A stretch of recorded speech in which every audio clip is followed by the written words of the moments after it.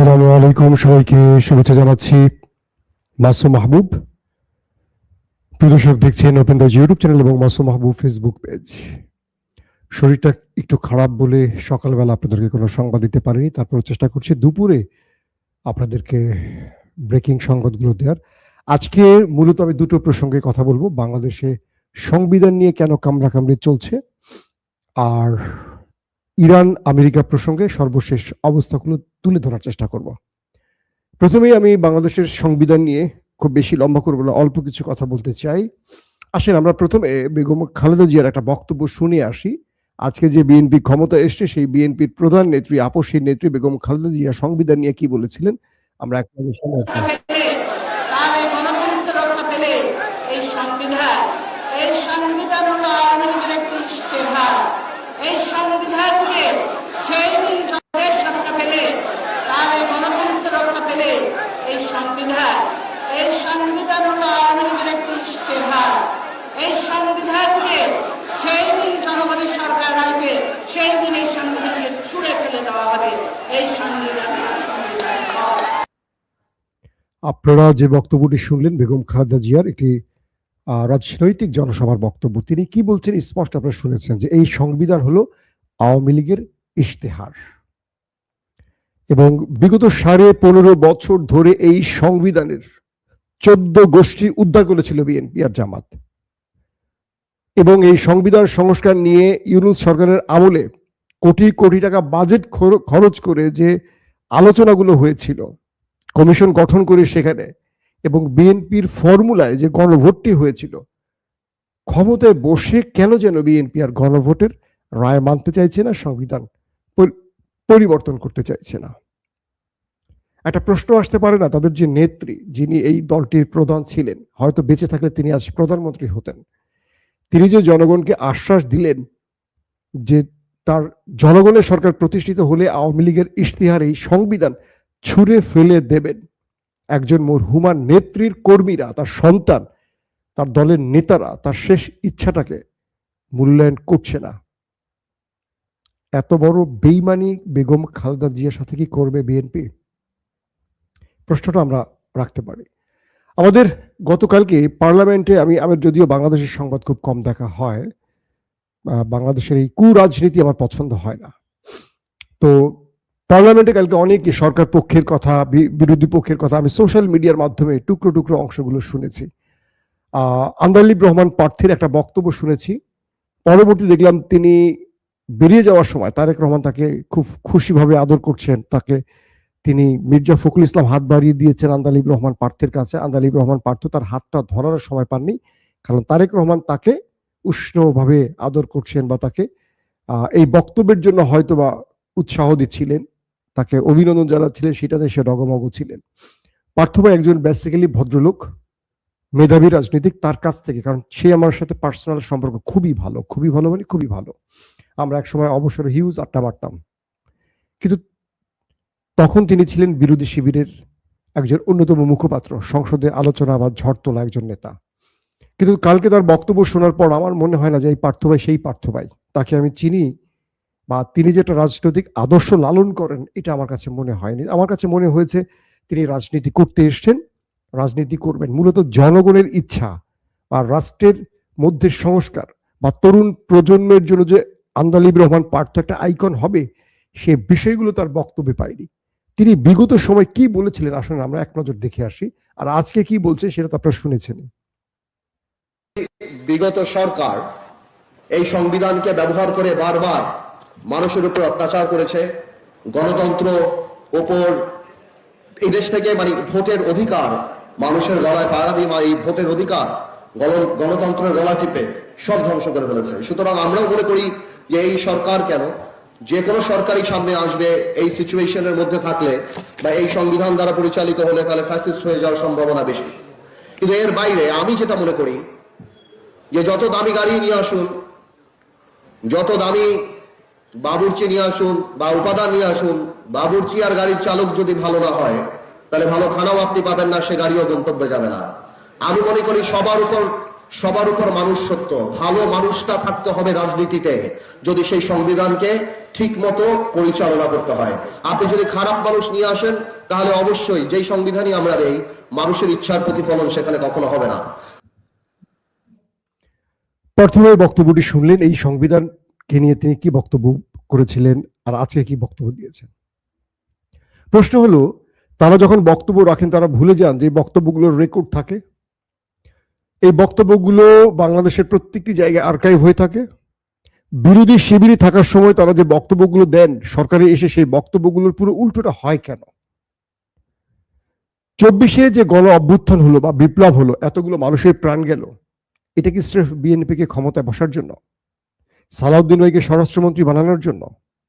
তাই যদি হবে তাহলে 15.5 বছর বিএনপি জামাত হাসিনার একটা পশম ছিঁড়তে পারলো না কেন?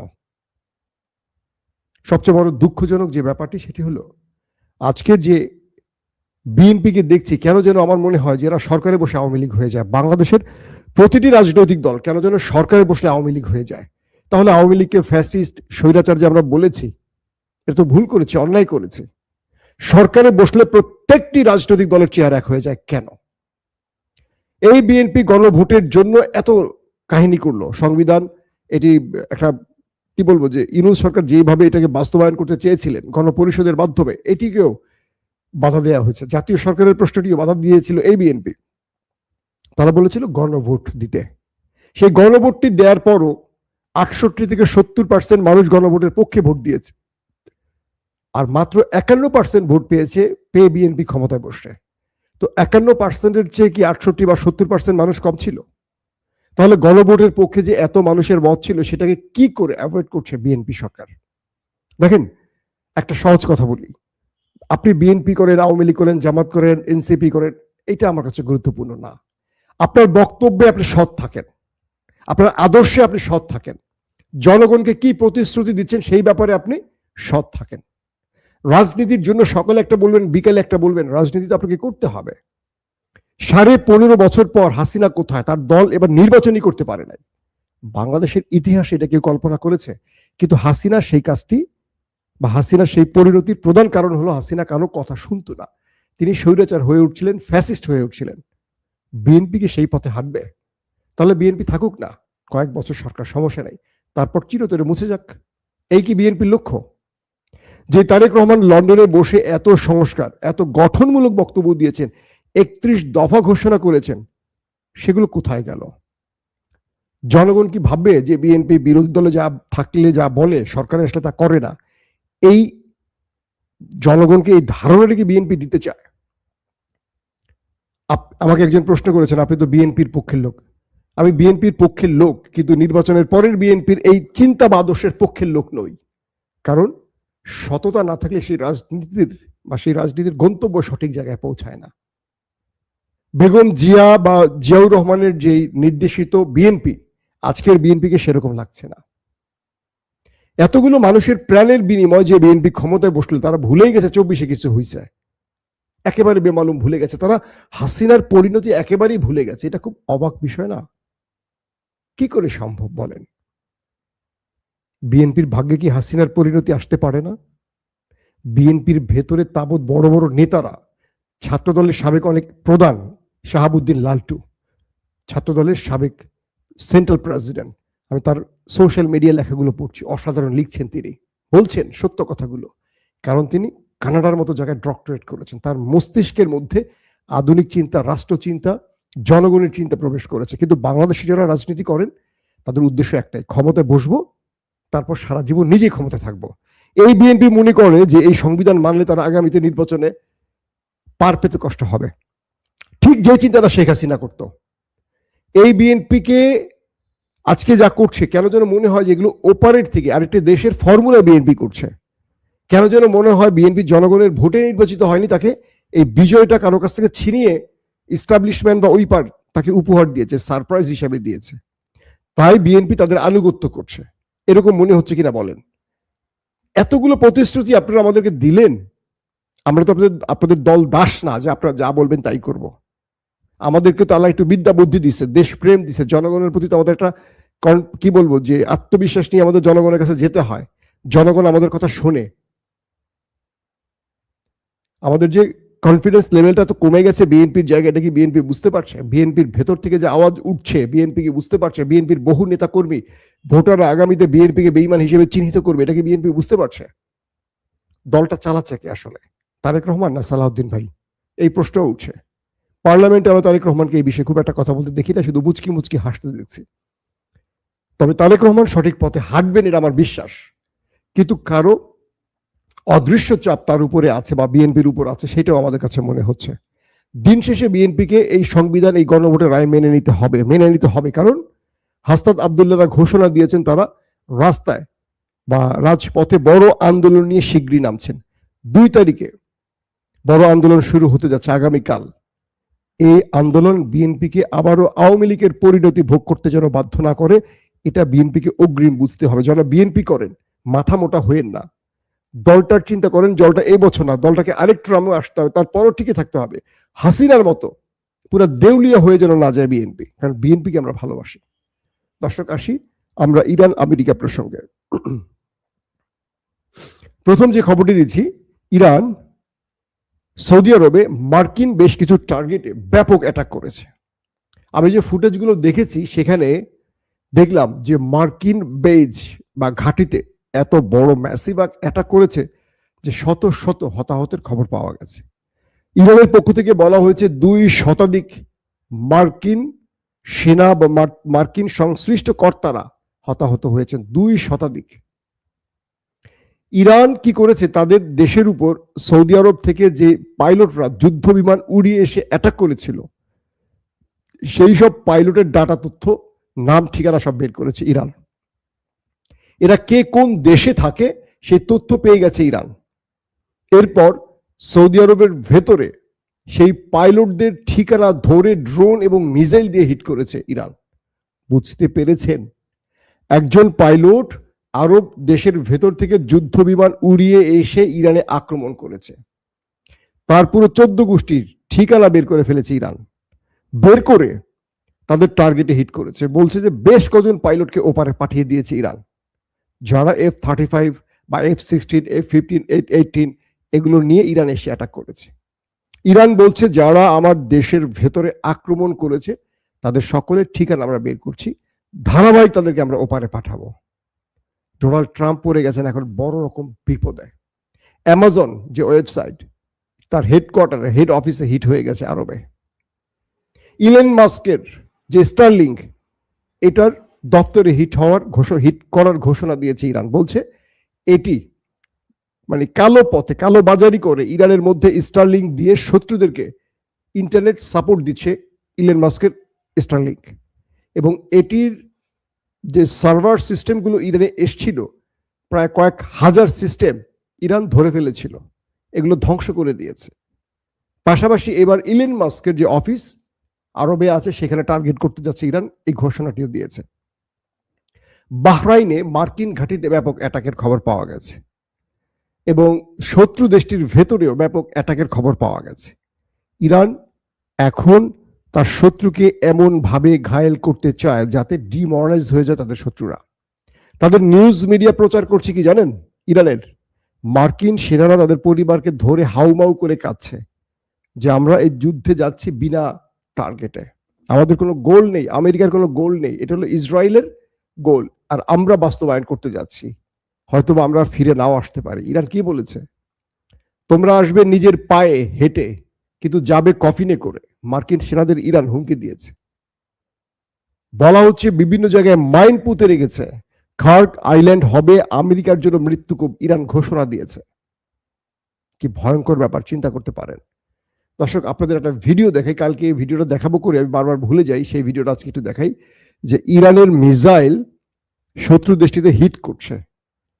যখনই শত্রুর ইন্টারসেপ্টর ইরানকে টার্গেট করে উড়ে আসে, সেটি কিভাবে মাঝ পথে গতি পরিবর্তন করছে। পৃথিবীর ইতিহাসে মিসাইলের এটি প্রথম কোনো ক্যারিশমা আমরা দেখলাম। আসেন সেই ভিডিওটা এক নজর দেখি।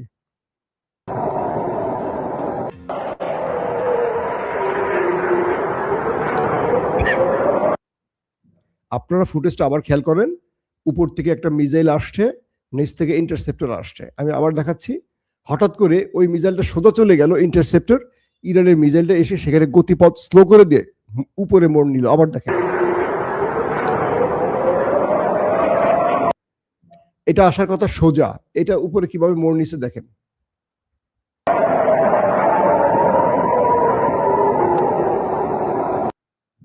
দুটো ইন্টারসেপ্টর, একটা নিচে একটা উপরে, দুটো ইন্টারসেপ্টকে কিভাবে ফাঁকি দিয়েছে ফুটেজটা আরেকবার দেখে তাহলে বুঝবেন। আপনারা খুব মন দিয়ে খেয়াল করেন।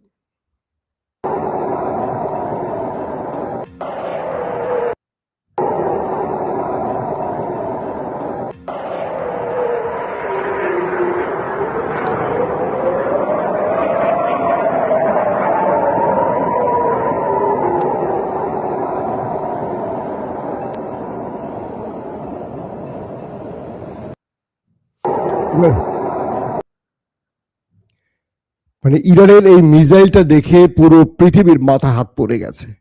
এটা কি করে পসিবল?